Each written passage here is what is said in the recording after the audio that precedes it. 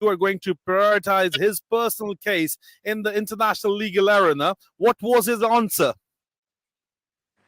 Well, I mean, I'm just flabbergasted in relation to Mr. Khan's response. Every day I'm honoured to be dealing with him as a client. We sent our legal team into the prison, and we sent our messages via his honourable wife, Mrs. Bushra.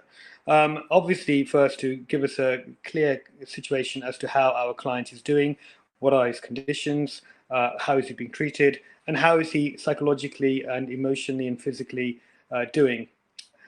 Instead of getting a report which we normally would expect of persecution, of feeling vulnerable or complaining, we got a simple instruction. As you know, as lawyers, we are unable to move until the client gives us a clear instruction.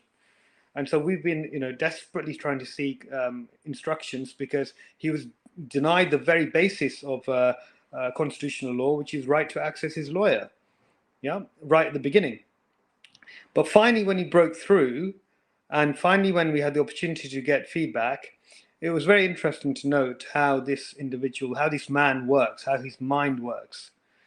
Instead of pleading a case for himself, which he's got plenty of defenses and plenty of opportunity, he gave us a very simple message.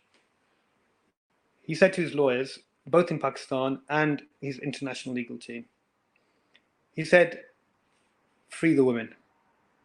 He said, don't worry about me.